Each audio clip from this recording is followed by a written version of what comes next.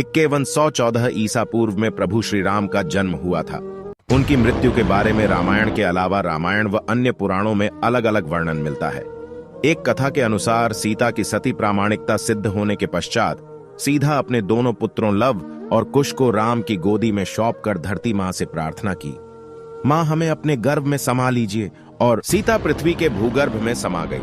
सीता के चले जाने से व्यथित ने यमराज की सहमति से सरयू नदी के तट पर गुप्ततार घाट में समाधि ले ली। एक अन्य कथा के अनुसार हनुमान को अयोध्या में अनुपस्थित देखकर यमराज ने संत का रूप धारण किया और राम के महल तक पहुंच गए। उन्होंने वहां राम से मिलने का समय ले लिया।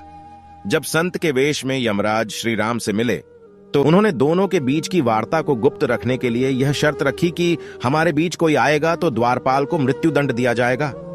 राम ने वचन दे दिया और हनुमान की अनुपस्थिति में लक्ष्मण को द्वारपाल बनाकर खड़ा कर दिया गया। तब यम ने असली रूप में आकर कहा, प्रभु आपका जीवन पृथ्वी पर पूरा हो चुका, अब आपको अपने लोक लौटना चाहिए। तभी इस वार्तालाप के बीच में ही द्वार पर आश्रित दुर्वासा आ गए और लक्ष्मण से अंदर जाने की जिद करने लगे, अन्यथा श्री राम को श्राप देने की धमकी देने लगे। लक्ष्मण और दुविधा में पड़ गए।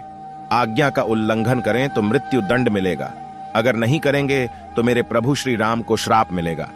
ऐसे में उन्होंने कठोर निर्णय लेते हुए दुर्वासा ऋषि को अंदर जाने की अनुमति दे दी। वार्तालाप भंग होने के कारण अब श्री राम भी दुविधा में पड़ गए कि लक्ष्मण को मृत्यु दंड देना होगा। ऐसे में उन्होंने लक्ष्मण को राज्य से निकालने का आदेश दे दिया, लेकिन लक्ष्मण ने अपने भ्राता का वचन निभाने के लिए राज्य से बाहर जाने के बजाय सरयू नदी में जल समाधि ले ली।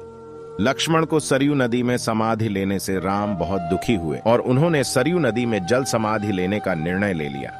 नदी में जल समाधि लेने के वक्त उनके साथ हनुमान, जामवंत, सुग्रीव, भरत सभी लोग खड़े थे। श्री राम सरयू नदी में समा गए और उन्होंने अपने भक्त को दर्शन दिए। इस प्रकार राम ने अपना शरीर त्याग कर वास्तविक अपने विष्णु रूप में आ गए और बैकुंठ धाम की ओर प्रस्थान किया। जय श्री राम।